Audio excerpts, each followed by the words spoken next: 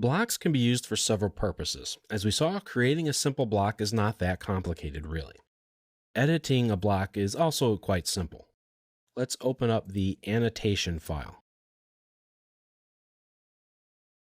Go to Model Space, and let's start by inserting a block. Just type the word insert, or go to the insert button on the ribbon. And let's select the chair block. Click OK. And this is the chair block that is in the file right now. And insert it somewhere over here. We'll move it over a little bit more so we can just see the chair. Blocks are used to be able to create and as well as to be able to change objects very quickly, especially line work that is repeated, like the line work for this chair. Now, if you need a second type of chair, then you have to make a second chair block. The nice thing about having one chair style is that if I edit the chair block, and once I do edit the chair block, then every place where we inserted that block will be updated instantly. We don't have to go back and change each chair and update it one at a time. So if I made a change to the chair block, every instance of this chair block will instantly update and change to match. To edit a block, you can just double click it. That will bring up the Edit Block Definition window. Now keep in mind that this only works for blocks that don't have attributes or text built into them that you can edit. Now we'll cover attributed blocks and how to edit them in a different section. Now there are two main ways to edit a block. You can edit the block through the block editor or edit it in place. If I cancel this, and if I select a block and I right click on it, you get to those options very easily. I can edit the block in the block editor, or I can edit the block in place. Editing a block in place allows you to edit the block as it exists in your drawings relative to the surrounding line work. Sometimes this is important and necessary. Let's look at the block editor first. In either case, you select your block and then right click it. Now pick the block editing mode that you want. In our case, it's going to be the block editor.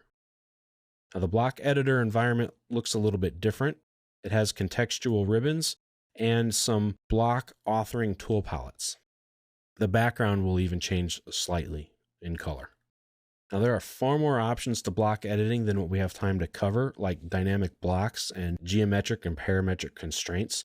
But for now, I want to make sure that you're comfortable working with static blocks. Now the block editor opens up the selected block in its native state. This is how the block will look when we insert it into a drawing.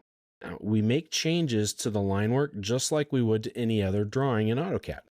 It allows you to edit the block without any other objects getting in the way. So let's change this chair just a little bit. Let's change this back. Let's bring it in a little bit so it's a little bit more thin. And let's erase these arms just to get rid of them completely. And draw some lines connecting them all together. And also, let's select everything, open up the Properties palette. You can close that tool palette for right now. And let's change everything to layer 0,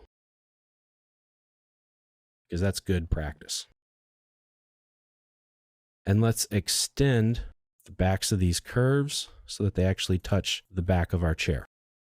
Now, after you've made your change, when you're done, click up here in the contextual ribbon.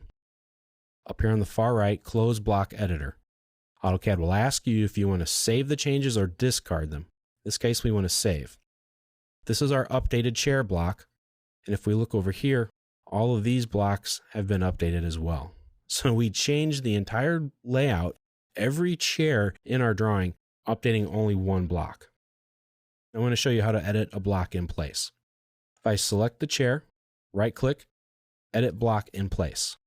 And it's going to ask you and verify that that's the block you want to edit. Click OK. And as you can see, everything else kind of fades back.